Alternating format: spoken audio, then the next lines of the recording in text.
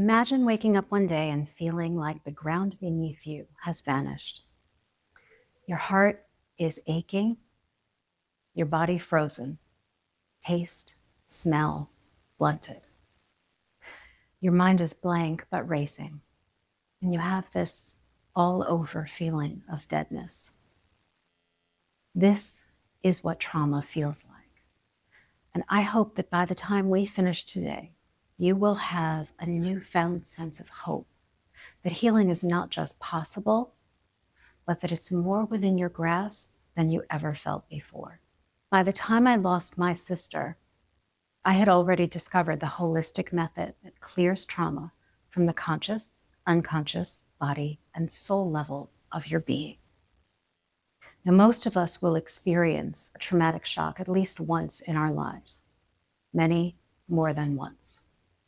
Yet, despite years of medication, therapy, and self-help, studies show that 83% of people with trauma see little to no relief. Even run-of-the-mill stuckness and procrastination can come from unresolved trauma.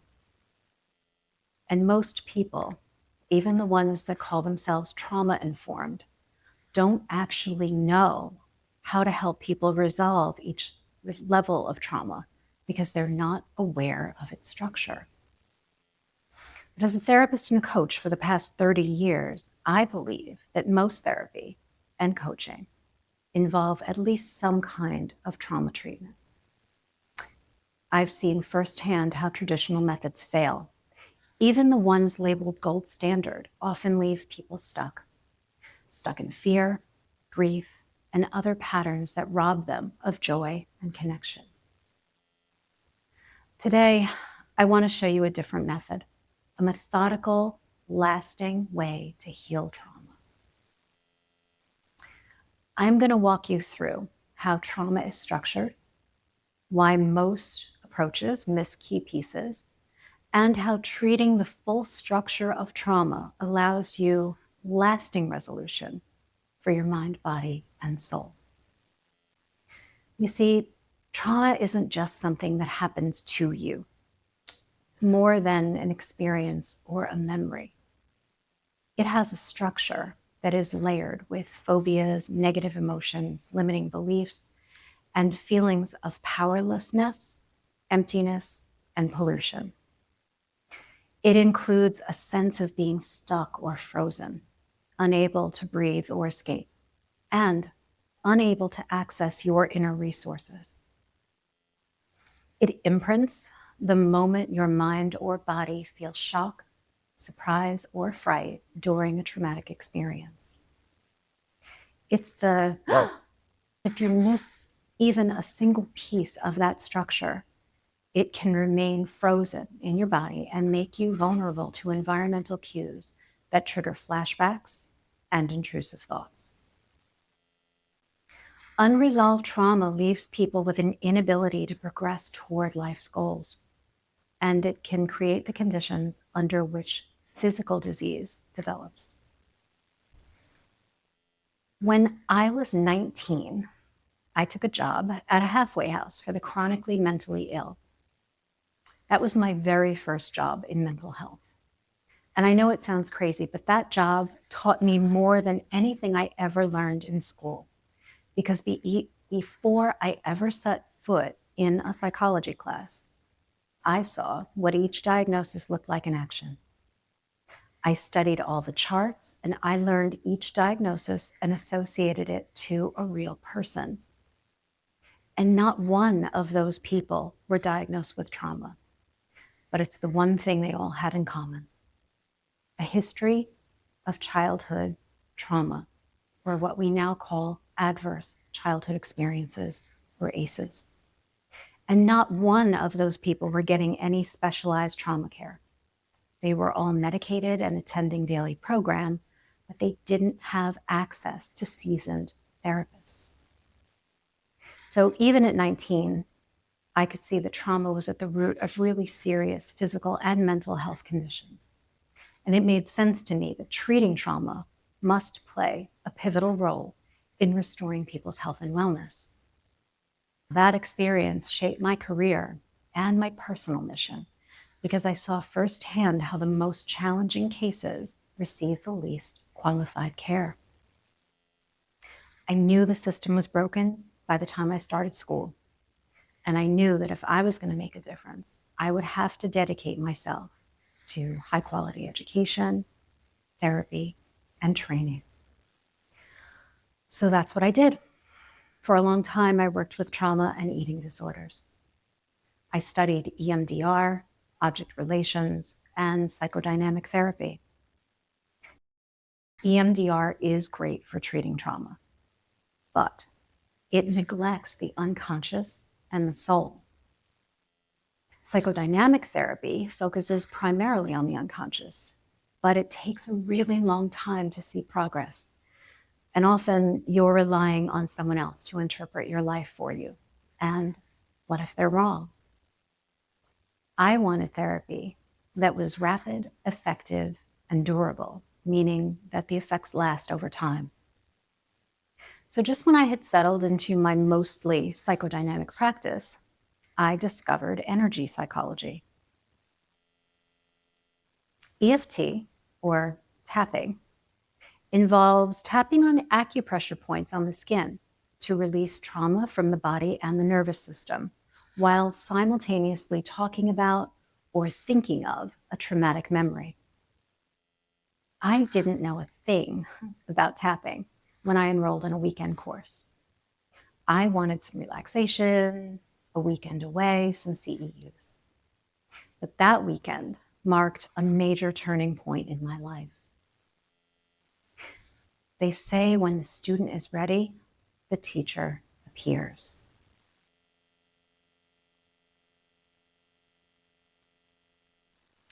I'd been practicing already at that point for about 15 years, so I was pretty set in my ways. When I saw tapping for the first time, I have to admit, I was pretty dismissive. Truthfully, I thought it was ridiculous, way too simplistic to work. I couldn't wrap my head around how tapping on my skin could heal trauma. But I started using it with clients, and many of them loved it. They were getting immediate reductions in their anxiety and fear. Now, part of me still wanted to reject this weird-looking thing, and it didn't help that my peers were having a hard time taking me seriously. But a positive outcome for a client is worth its weight in gold, so I kept going. Now I have a system. If I'm drawn to a new kind of therapy, I start as a client before I decide if I want to invest a lot of money in expensive training. I want to see if it makes a difference in my life first. So I decided to attend the Energy Psychology Conference and learn more. Energy psychology combines psychology, thoughts, emotions, and behavior with concepts drawn from energy-based traditions, somatic therapies, and traditional medicine like TCM and Ayurveda. There are about 400 different therapies that fall under the EP umbrella, and I practice about 6 of them. HBLU is the framework that I use to help people recover from trauma, achieve their goals, and eliminate the interference patterns that keep them stuck, depressed, fat, and unhappy. I felt like a fish out of water. Even in the beginner track, I was totally lost. Then I found a workshop on attachment trauma with Dr. Judith Swack. And I thought, I know a lot about attachment. I'll be back in my comfort zone. And boy, was I wrong. In a 90-minute professional workshop, she worked with a volunteer from the audience. And this woman went from crying about her birth trauma and the lifelong sense of detachment she felt from her mother to laughing and relating to her mother as a grown woman with children of her own. When she was asked to rate her distress on a scale of 0 to 10, she gave it a 1 after 90 minutes. Judith confirmed with muscle testing that the trauma was resolved at the conscious, unconscious, body, and soul levels of being. I found my teacher. This buttoned-up scientist turned mind-body healer. Judith Swack is the originator of HBLU, or Healing from the Body Level Up. She has a PhD in biochemistry and immunology, and this makes her particularly well suited to research and design protocols that can be replicated. She's also a master at spotting patterns. And one of the first patterns that she not only noticed, but also mapped is the structure of trauma. It is a predictable collection of experiences that every person who experiences trauma might go through, whether they're aware of it or not. This discovery and the protocol she developed from it allow you to treat each part of the pattern and clear it completely before moving on to the next. What Judith mapped and what changed everything for me was the structure of trauma and the protocols that she developed from it. So before I walk you through the full trauma outline, I want to give you a simple map so that you don't get lost. Trauma shows up as shock to the nervous system and initial negative emotions. Also phobias. There are two kinds of phobias. And if you interview them out to their last possible outcome, fear phobias always end in death, and shame phobias always end in an extreme insult, like the worst thing you think other people could think about you. Then there are imprints in the conscious, the unconscious, the body, and soul. Limiting beliefs, limiting decisions, and limiting identities. Anticipatory phobias, which are future-oriented, and experiences in your past that might have predisposed you to incur a trauma. And finally, forgiveness. In 2014, I found my teacher and I started training in HBLU. In 2015, the bottom fell out of my life. It started like any other day. I was on my way to dinner with my boyfriend when my mother called. She was trying to sound calm, but clearly on the verge of hysteria. You have to pull over. These words made my heart start to race. You have to pull over because I have something I have to tell you. Finally, we stopped on a side street and I heard the words that would change my life forever. The worst thing that could happen has happened. My sister was gone. I started to hyperventilate. The shock and panic overtook me, and I got out of the car and fell onto the ground. That is the initial shock. Your energy system gets wiped out from underneath you. You literally can't hold yourself up. When we go through stress, trauma, or any strong emotion, really, our nervous system goes into fight, flight, freeze, or fawn. Now, this is meant to be short term. Think about a deer grazing and getting spooked by a predator. It runs, escapes, and within minutes it goes right back to grazing. Humans are a little different. We're wired for safety, and so we easily get stuck in fight or flight. Trauma doesn't live in the story. It lives in your nervous system. The initial shock and the subsequent shocks get bound in your brain and body by stress hormones. And they form this spider web-like network of memories, emotions, sensations, and beliefs. Trauma isn't what happens to you. It's the sequela of events that remain in your nervous system bound by chemicals. There are a few different types of trauma. Neglect trauma, physical injury trauma, which involves some injury to the body, medical treatment trauma, and diagnosis shock, which is a very specific kind of trauma that involves getting a shocking or life-threatening diagnosis. There's attachment trauma, violence trauma, which leaves a lingering feeling of pollution, and loss trauma, which leaves you with a profound experience of loss and grief. Loss trauma is what I'm talking about today. Now, I want to walk you through the structure of trauma. The first section is negative emotions. Shock and fear come first. This is the punch in the gut that knocks the wind out of you. And that's what happened to me when I collapsed onto the ground. Then there's anger, rage, outrage, and grudges. Sometimes you're consciously aware of these, and sometimes you're not. You can experience any of these emotions at any level of your being, meaning they can be found at the conscious, the unconscious, the body, and the soul level. And being unaware of emotion doesn't necessarily mean it doesn't exist. Arguing that you don't feel that way doesn't make it true. And that's why I use muscle testing. I'm not going into muscle testing today, but it is applied kinesiology, which is a method that allows you to use your own body as a natural biofeedback device and get simple yes and no answers from your highest self. I had a client who lost her beloved dog very suddenly. And 6 months later, she was still experiencing trauma, nightmares, crying every day.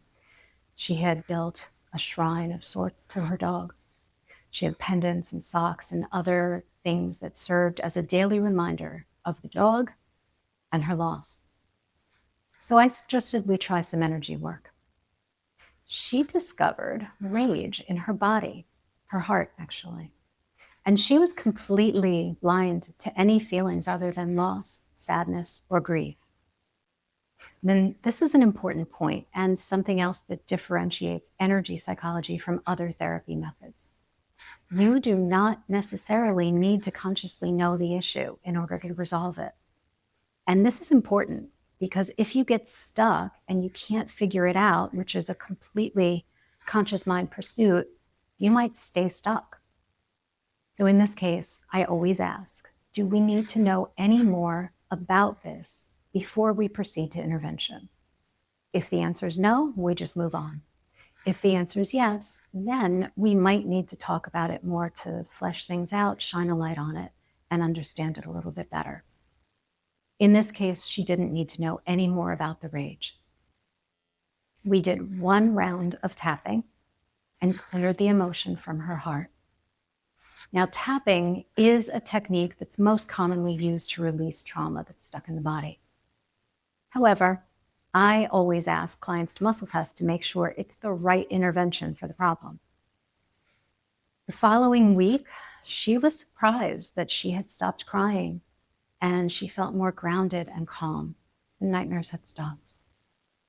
She could finally remember the love without the trauma. A lot of clients who come to me to work on trauma have been carrying it for a long time. But this happened to be an existing client who was very familiar with energy work. So we were able to go through the process fairly quickly. So moving on in the trauma outline, we moved to sadness and sorrow, and finally, hurt and pain.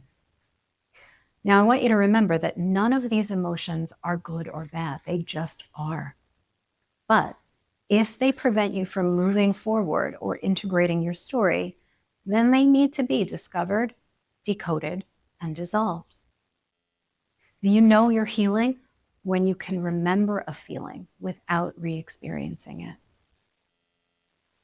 Trauma is not a memory. The next section in the outline is limiting beliefs.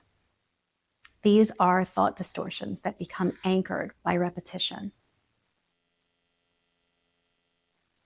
When a person suffers a traumatic loss, they try to make sense of it by creating a story about what happened. And they can get stuck in a thought loop, internalizing or externalizing responsibility for it. Trauma coalesces around an experience that you create meaning from. And this meaning is almost always irrational. Then we move on to beliefs about responsibility, guilt, shame, or blame. It's my fault because. It's someone else's fault. Or even God's fault. Or some feeling of disconnection from God, like how could God have let this happen to me?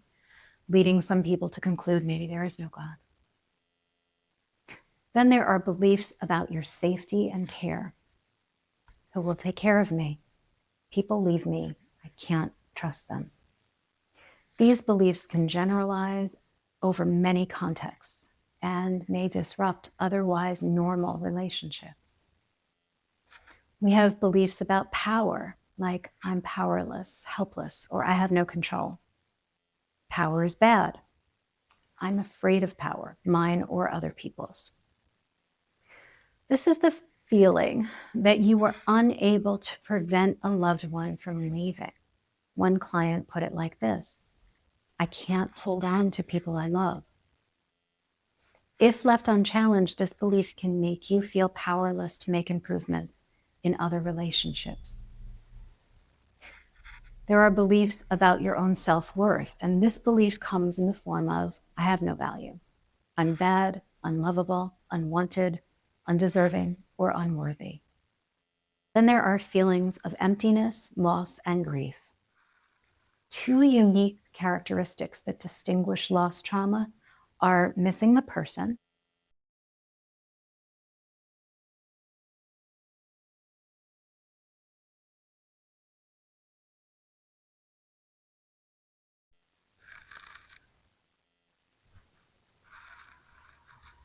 We're moving on in the outline to feelings of grief, emptiness, and loss. And the two characteristics that distinguish a loss trauma are missing the person and feelings of emptiness or hollowness, which contribute to depression and possibly in some people even a desire to die. So with loss trauma, I always ask, how many things did you think you lost as a result of this trauma? Person, hope for the future, connection to your past, some part of your identity, control, a sense of safety or security in the world. We get as granular as possible and we muscle test to confirm our ideas. And then there are optional components. These can include bitterness, hate, parts of you that feel dead inside, limiting decisions that you might have made as a result of the trauma, external messages, and trauma-based identities. Then it can also include trauma from previous attempts at therapy to resolve the initial trauma, where appropriate guardrails weren't in place and you actually ended up re-traumatized. I'm naming these so that you know that they exist, but we're not going to unpack them today. And there are anticipatory phobias. What if this happens again? What if I lose someone else who's important to me? Phobias are the most extreme versions of your fears or shames. And the structure is something like, well, what if I lose someone else, descend into a deep depression, and die alone, penniless and homeless under a bridge? Or some really extreme version of that. Then we move on in our process to amend, making, and forgiveness. We set the intention to clear all the places in our mind, body, and life where this trauma has been stuck or stored, right down to your cells. 2 days after my sister died, my mother and I worked with Judith over Zoom, going through this protocol line by line. We were in too much shock to really identify any of our feelings fully or really even participate in the process. And to this day, I remember very little about that session. This was not about feeling better. It was about clearing the nervous system. Truth is, you're supposed to feel terrible after a terrible loss. Even the thought of feeling better can make you feel disloyal. Some people descend into depression because they feel they must in order to show loyalty, love, or dedication. Of course, short-term depression is normal. Long-term depression or complicated grief are signs of unhealed trauma. Even short doses of medication can blunt the process. And believe me, you want to blunt the process. But healing and the resilience that it creates require you to feel it. We try to titrate that so that you feel it a little bit at a time and process it as you go, because you can't bypass this step. The goal of treatment is not to forget. You simply can't. The goal is to clear the trauma from your nervous system so that the grief can move naturally. Trauma and grief are not the same. Trauma is a physiologic state. Grief is a process. We worked with Judith for about 6 months after that, clearing imprints and other patterns left behind. Then a year later, I was at another training, and it came time for me to be the practice subject. So I said I wanted to work on trauma. Judith said we'd already resolved that because we had already done trauma protocol. But I still felt this lack of resolution.